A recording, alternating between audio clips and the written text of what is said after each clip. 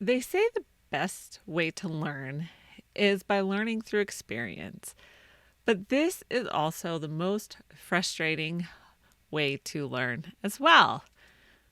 I may have some experience with that. So, how do you keep going when you fall down again and again over the same things? You keep going by learning from experience.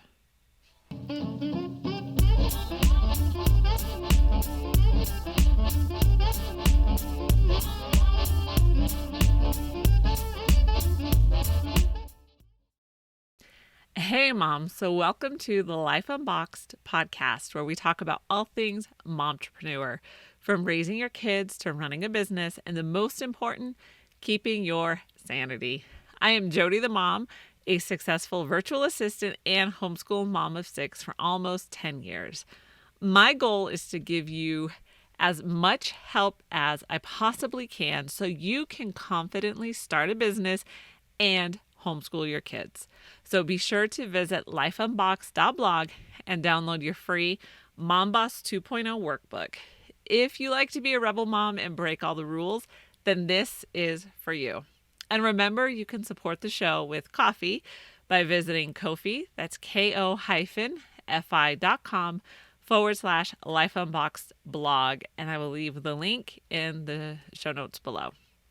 So let's get into this week's topic. I searched everywhere for a solution. If there was a brick wall in front of me, you could see me hitting my head against it. At least that's what it felt like. The internet wasn't solving my problem, and the people who should know couldn't answer it. I feel the frustration building. If these people who are supposed to know don't help, then how will I ever figure it out myself? This, my friends, is the story of my career. Something new thrown my way, and I need to figure it out. Books help, but it is actually learning from experience that is my superpower. And, being a mom is also my superpower, so there's a few in there. Fall down 7 times, but get up 8 is also the story of homeschooling. There are many times that the only way to finally land on the right way to homeschool for your family is by learning from experience. And sometimes those experiences are not pleasant. You can read all the books, but until you jump in for yourself, you will never know what it is actually like. So let's talk about the different types of smart as you are learning from experience. So my brother has a very visual way of breaking these down. And so he broke it down this way for me. He said, there's book smart, a lot of things from books, but you aren't street smart. There is common sense smart, where you're very street smart. And then there's dumber than a fence post. Yeah, that's my brother. You can learn from books. And honestly, I think you can learn anything from books. But you have to take the book smart and learn how to apply it to the common sense smart. I can't help you with the dumber than a fence post one. So I've worked with several people who had high-level degrees from Ivy League colleges, and I saw firsthand the inability to translate the learning from books and in the classroom into the practical application. We become experts at something when we are forced to strip a problem down to its bare essentials in order to find a solution. But this can be a hard and frustrating process. So I get so frustrated when something doesn't work right. I don't have time to figure out the problem is just supposed to work, right? But looking back, it is in these moments that have taught me the most. It forced me to look deeper into how things work and start to understand functionality intimately. When you have to figure out a solution to a problem that is not a quick Google search, you learn in a broader and deeper way. You can come up with 1,000 solutions of how it doesn't work, and in the process, you figure out how it does work. So the Japanese proverb, fall down 7 times, get up 8 refers to perseverance. So, whether you're starting a business or homeschooling your kids, you're going to fall down many times, and it is frustrating. Do you ever have those days when you stare at your computer screen and mumble, I just need a win? So, there are certain times that you need to quit, and we talked about that last week. Because I don't think you should pursue everything that is in front of you. But I don't think you should quit because something is hard or you have fallen down over it a few times. It is the hard lessons that teach us the most. And if you want to go a bit deeper into when you should quit, I will leave that link in the description below. I know when you fall down for like the 5th or 6th time, you just want to stay down or get up and move on. It's frustrating. Why should you get back up? You're just going to fall down again. What doesn't kill you only makes you stronger, right? So actually, this is wrong.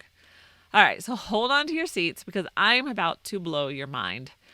One of the most freeing things I heard was this statement by Nietzsche being debunked. Yes, it was like you could hear the angels singing. So I was listening to Grit by Angela Duckworth, and it was a bright sunny day, and I was out walking with the babies. So in the book, she talked about how this idea has been scientifically proven to be wrong. And I'll leave the link below where I go a little bit deeper into that thought. But it made me realize that all the hard circumstances I went through didn't need to make me stronger, but it was time to get up again. So it gave me the push I needed to stand up one more time. Because she was explaining, I'll just tell you here. So bonus for all my podcast listeners. She was talking about experiments that they've done on dogs. And basically the dogs who have faced, instant uncomfortable things, so whether it was a shock or whatever, stopped trying. They just laid down and just completely refused to get up. And I remember I looked at my husband afterwards and I was like, I'm the dog that refuses to get up. And legitimate reasons why, and we don't need to go into all of them, but it made me realize like, okay, I am the dog that refuses to get up. There's valid reasons for it. But because I could recognize it and I could recognize that I didn't need to get stronger from it, it was freeing.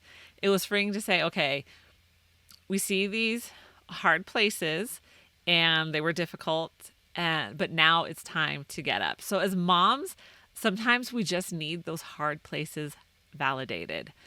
We just need to know there's nothing wrong. Yes, this was hard. It should have knocked me down, but I don't need to stay down. So for me, that was mind blowing.